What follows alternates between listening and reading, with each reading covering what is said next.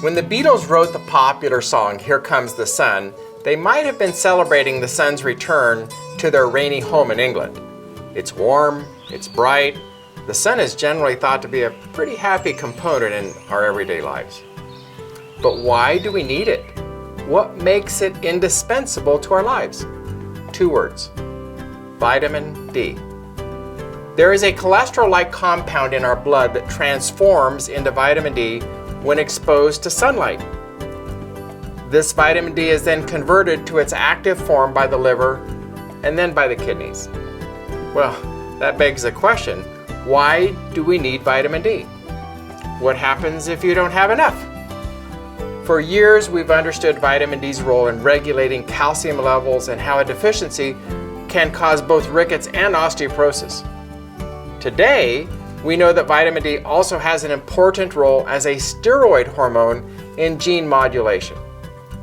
This means vitamin D can help turn on health-promoting genes while suppressing bad genes, especially oncogenes, a gene group that promotes cancer. And let us not forget vitamin D's very important role as an antioxidant. Sun exposure among men was studied in a recent cancer research article. Those receiving the most sun experienced a 50% reduction in prostate cancer relative to those who received the least sun. This is only one example, as vitamin D has also been shown to reduce many other types of cancer. This doesn't mean that you should spend every minute of every day basking under the sun.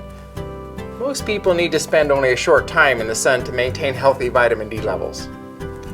Once a person makes enough vitamin D, any extra is turned into inactive substances.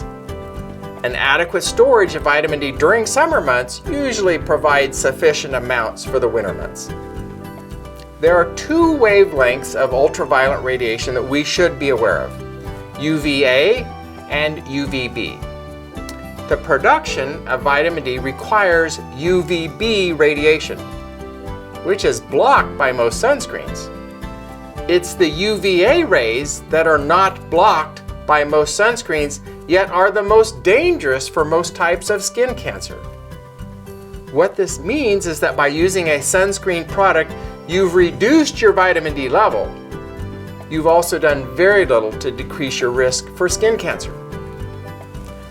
Ultimately, sunshine is important for cancer reduction, rickets prevention, and reducing osteoporosis. Moreover, sunshine can also keep you happy. You might have heard of seasonal affective disorder, otherwise known as SAD or SAD. It's a type of depression that occurs at the same time every year, starting in the fall and then improving in the spring. This type of depression is energy draining and makes you feel moody, often for what frustratingly feels like no reason at all. If you're going through this now, go and try to find a patch of sun. SAD is caused by decreasing amounts of sunlight and colder weather.